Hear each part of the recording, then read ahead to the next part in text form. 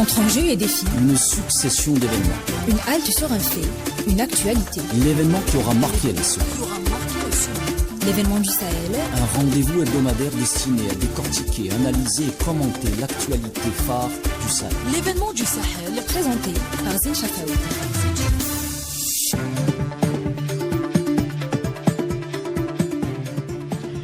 Bonjour chers amis auditrices et auditeurs d'Ifriqiya FM. La bienvenue à vous dans votre émission L'événement du Sahel.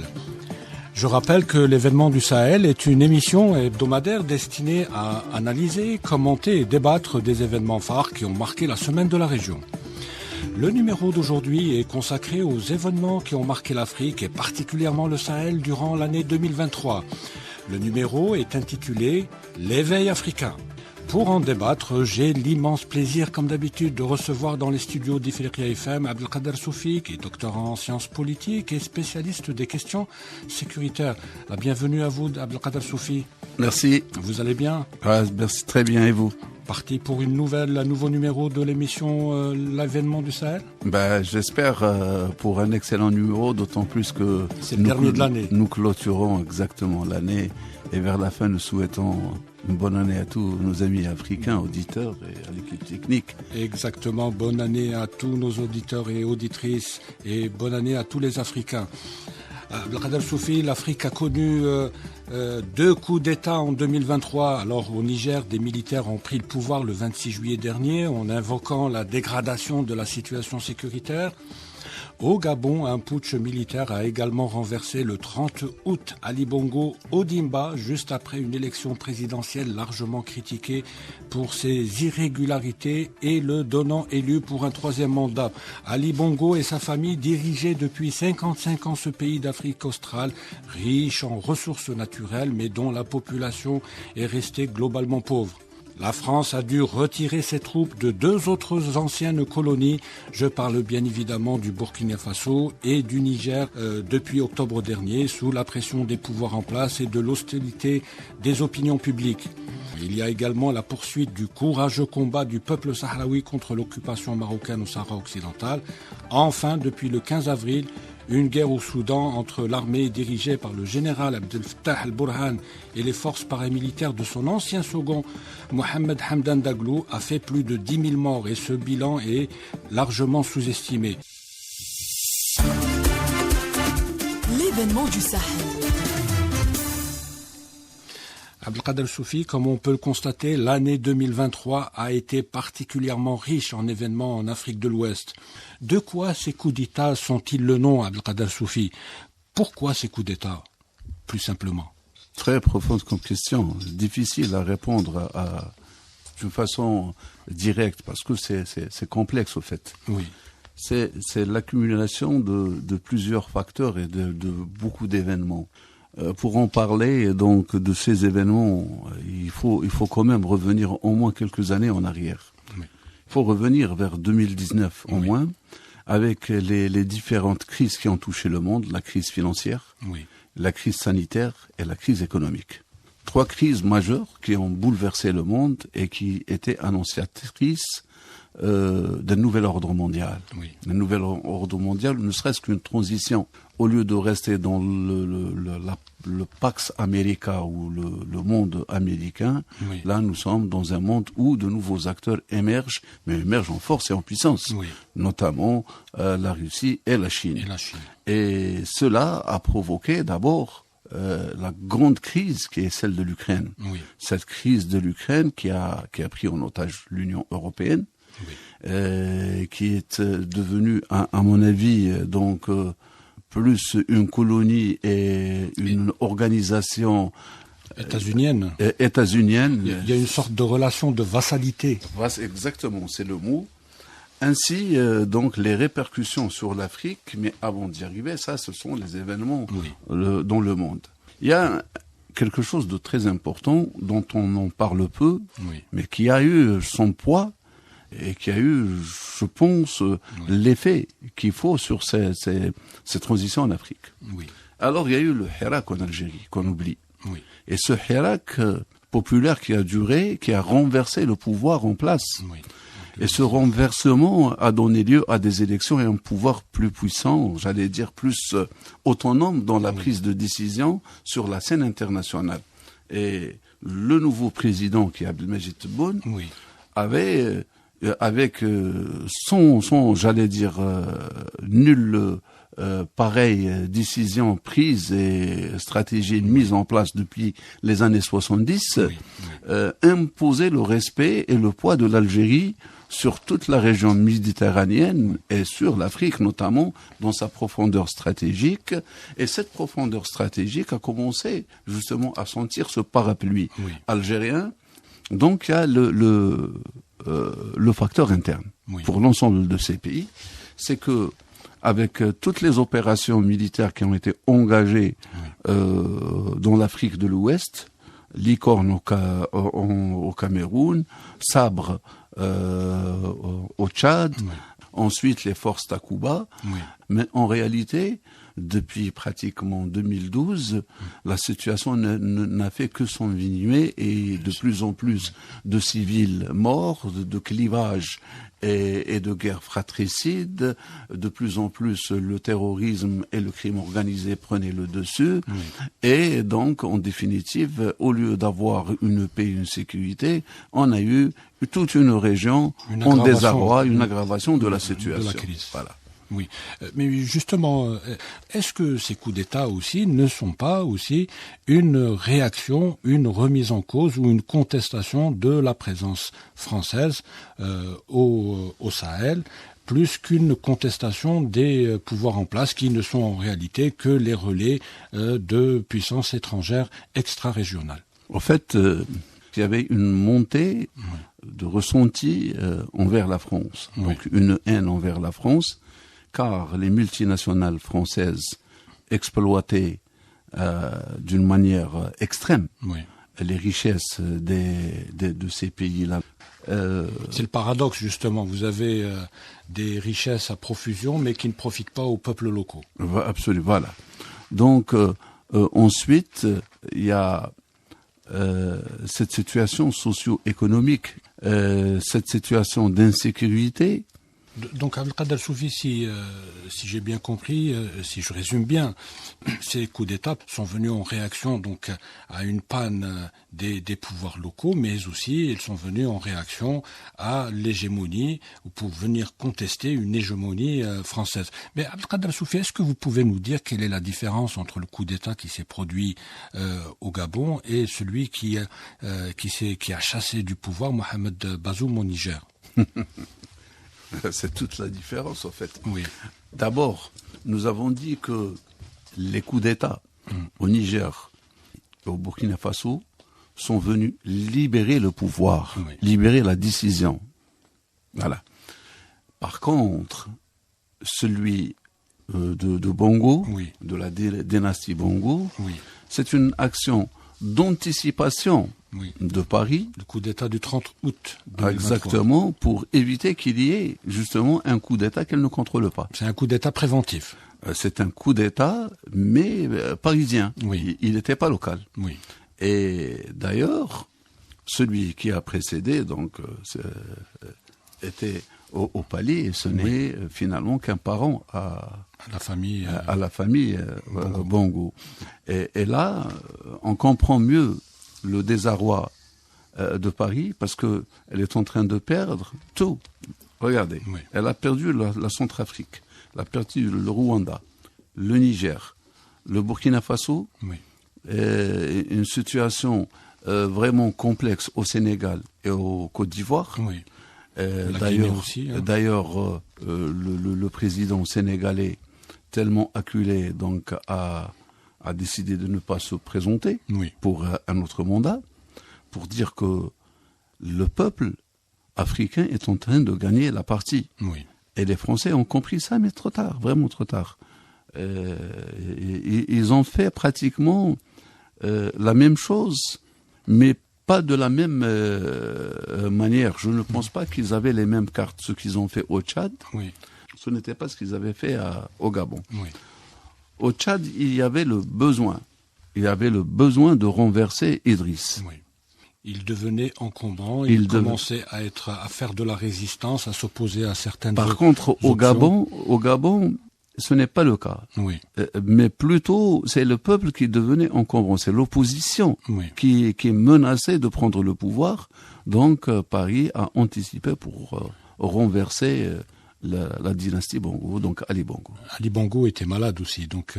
Oui, mais voilà, de toute façon, Ali Bongo ne pouvait plus briguer un autre Bonga, un autre mandat, nous l'avons vu, le pauvre comment qu'il était. Le fils n'était pas assez prêt. Oui. La femme faisait tout pour assurer une continuité pour donc du pouvoir des Bongo. Oui. Donc en faisant tout pour que son fils puisse accéder. Donc à défaut, il y a eu un candidat de fortune. Oui, un candidat de l'armée. Enfin, voilà. C'est l'armée qui a pris... Voilà, un candidat de fortune qui faisait l'affaire de tous. Oui. Voilà. Abdelkader Soufi, toujours pour rester au Sahel, la relation entre certains pays francophones et la France, vous venez de le dire, de le souligner d'ailleurs en rouge, connaît une crise aiguë. Les relations diplomatiques sont difficiles. Les troupes françaises sont sommées de partir. Les accords de défense avec l'ancienne métropole sont dénoncés. Le déclin de la présence française sur le continent africain est-il une tendance de fond finalement ? Oui, absolument. Je crois que c'est une tendance de fond. Il faut revenir au discours aussi des chefs d'État. Hein. Oui. Il n'y a pas que ces renversements. Il faut revenir au discours du chef d'État du Congo, que ce soit de la Namibie vis-à-vis justement de l'ambassadeur allemand, du chef d'État du Ghana, qui ont été quelque part très durs dans leur façon de parler au chef d'État français, et que même le discours et le langage diplomatique a été mis de côté et on n'a pas mis de gants pour dire les choses telles qu'elles sont. Oui, ces pays, juste pour rappeler à nos auditeurs, Abdelkader Soufi, ces pays donc, que vous venez de citer, c'est le Niger, je parle aussi des peuples, le Burkina Faso. Alors tous ces pays dénoncent une forme de paternalisme dans la façon dont s'exprimaient les autorités françaises.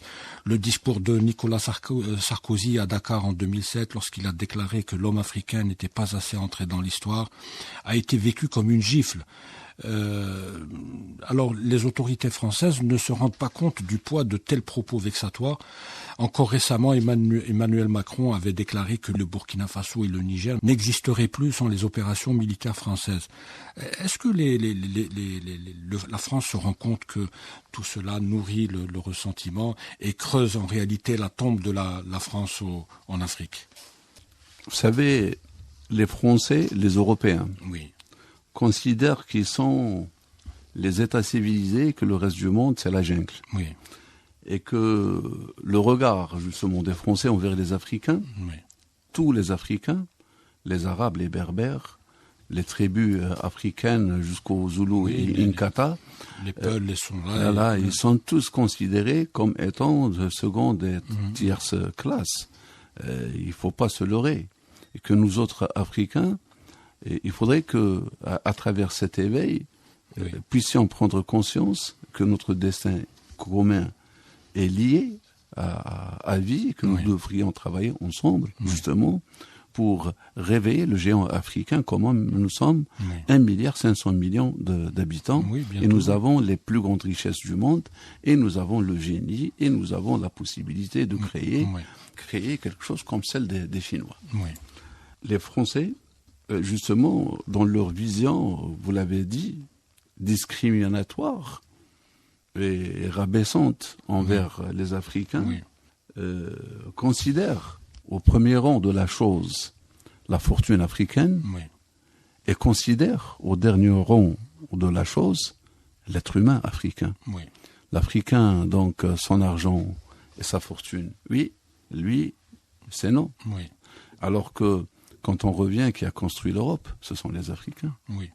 Et ces bras africains ont fait des merveilles les plus belles villes européennes, c'est les 30 glorieuses, c'est aussi grâce à la main-d'œuvre africaine. Hein, donc, mais justement, Abdelkader Soufi, on a remarqué que les récents putsch ou les récents coups d'État à répétition qui touchent principalement des États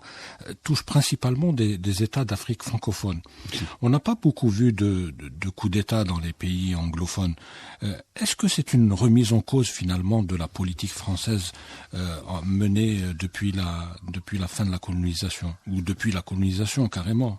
Moi, je crois que on a l'impression que les coups d'État c'est devenu une marque de fabrique des pays d'Afrique francophone. Oui, mais pourquoi aussi? Oui, pourquoi? Justement, voilà, la question est là. Quand on voit certains pays qui n'ont pas été colonisés par la France et donc qui ont des relations plus ou moins souples avec les anciens colons, mais avec d'autres pays qui ont pu émerger et construire une économie quand même assez. Si elle n'est pas assez solide, au moins elle assure une vie décente, plus ou moins moyenne pour leur population.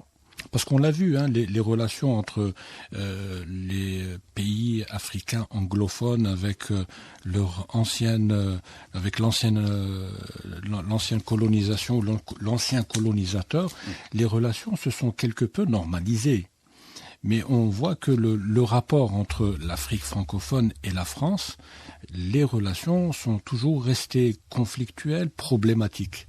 Et c'est dans cette région d'Afrique que les coups d'État ont le plus, qu'on a enregistré le plus de coups d'État. C'est parce que les Français considèrent toujours ces pays africains comme étant toujours des colonies. Oui. Et qui sont toujours à la solde et à la merci de la France. Et ce n'est pas pour rien que Charles de Gaulle a inventé ou a créé la cellule France-Afrique qui était diligentée par les réseaux Focard et par l'entreprise Elf. Toutes ces deux boîtes étaient là pour assurer l'intérêt et le maintien français en Afrique, mais aussi pour damer le pion à toute insurrection contre les intérêts français, mais au-delà de cela, a créé aussi de nouvelles zones d'intérêt. Rappelez-vous, le Biafra a été a été fait de toutes pièces par les Français, à part les réseaux Focard et financé par la société Elf. C'est la société Elf qui est devenue tellement puissante qu'elle était devenue la fabrique du pouvoir en France. Oui, et jusqu'à un passé récent, Abdelkader Soufi, la France est pratiquement l'un des rares pays occidentaux à avoir un réseau de bases militaires quand même assez important en Afrique. Oui, absolument. Donc, vous savez, la base militaire en Afrique, moi je me souviens... Le président Macron lui-même a déclaré qu'il s'agissait d'une relique de la période coloniale. C'est comme quoi qui dit que la gestion française, au fait, elle est plus militaire que politique. Et c'est les services secrets, c'est les multinationales, le complexe industriel ou militaire français qui gère et qui décide quoi faire et où faire. Et donc, c'est pourquoi les bases militaires, elles sont là. Elles sont là pour contrôler, elles sont là pour faire des coups d'État, elles sont là pour maintenir le terrorisme. Parce que moi, personnellement, je le dis, je le redis, j'ai toujours dit que le terrorisme n'existe pas. Le terrorisme tel que nous connaissons, ce sont des branches armées d'États et de multinationales pour échapper au contrôle du droit international, ont été inventées, créées pour déstabiliser et pour garder des intérêts, créer des zones de no-manland pour que les multinationales soient protégées, exploitent convenablement ce qu'ils veulent. Pour rester toujours dans la question des coups d'État, est-ce que ces coups d'État dont nous venons de parler, est-ce qu'ils s'inscrivent dans un contexte beaucoup plus large d'une lutte d'influence entre l'Occident, la Russie, la Chine? Est-ce qu'on n'assiste pas à un nouveau partage de l'Afrique où, si on veut se faire gentil, disons, l'arrivée de nouveaux acteurs plus importants en Afrique? Oui, je ne crois pas que le coup d'État soit l'acte de nouveaux acteurs, mais il y a quelque chose de cela. Nous avons dit que les Africains ayant eu le ras-le-bol de la situation, donc il y avait une implosion sociale, Oui. et la montée du terrorisme d'une façon extraordinaire, qu'en définitive, il n'y avait plus de vie. Oui. Il n'y avait plus aucune vie dans ces pays-là. Oui. Et là, subitement, vous avez de nouveaux partenaires qui vous proposent de faire marcher en commun et de gagner de l'argent et de gagner des sous et en profiter pleinement de vos acquis, Oui. de vos biens. Et c'est là où donc l'idée d'évincer Oui. celui qui contrôle les biens Oui. est venue. Donc c'était d'abord évincer celui qui contrôle le pouvoir. Mais justement maintenant, Abdelkader Soufi, est-ce que justement c'est pour terminer l'émission, ça sera ma dernière question. Est-ce que vous ne craignez pas aussi que l'Afrique devienne un terrain où se déroulerait une guerre d'influence entre les grandes puissances? Non, l'influence entre les grandes puissances, elle est là. La concurrence et la guerre entre les grandes puissances. Là, vous me posez une question d'ordre géopolitique. Un terrain de confrontation. Alors, je vais vous dire, vous savez que le plus grand continent sur Terre, c'est le continent euphrasien. Oui. C'est l'Europe, Afrique et Asie. Oui. Et la guerre entre les grandes puissances se passe dans ce continent-là. Donc et nous y sommes déjà. Voilà. Et notamment dans les régions les plus riches. Oui. Et par conséquent, cette guerre ne peut pas ne pas toucher la région, les régions africaines. Oui. Cependant, elle pourrait être bénéfique du moment que les Africains auront toujours l'alternative de choisir entre les meilleures propositions, car cette guerre d'influence en Afrique pousserait les uns et les autres à faire des propositions alléchantes. Oui. Et donc, en ayant des propositions alléchantes aussi, on a la possibilité de diversifier le partenariat et d'où la possibilité d'avoir une décision indépendante et non pas, j'allais dire, totalement dépendante de l'un ou de l'autre. Merci Abdelkader Soufi pour ces analyses et ces commentaires extrêmement intéressants. Il va falloir penser à organiser une autre émission tant le sujet est très vaste. C'était donc le mot de la fin. Nous arrivons, chers amis auditeurs et auditrices, au terme de cette émission qui a été réalisée par Hafid Foukhar et présentée par Zine Chafaoui. À la barre technique, il y avait Linda. Nous vous donnons rendez-vous la semaine prochaine, même jour, même heure, pour un nouveau numéro de l'événement du Sahel. Bonne écoute avec la suite des programmes d'Ifriqiya FM. Au revoir. Beauty is the vast land they call Sahara. As the sun sets in the west, it turns into gold. The love of the forefathers who fought for this land we call our home, which is why today we can celebrate freedom, freedom. Let's celebrate our land. Freedom, freedom. Let's celebrate our land. Celebrate our land.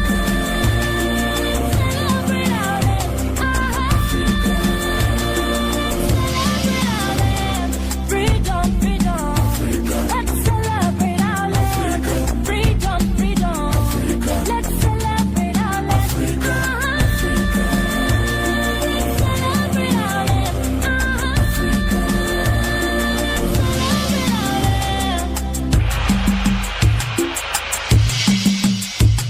Beauty is the face of the African child, because in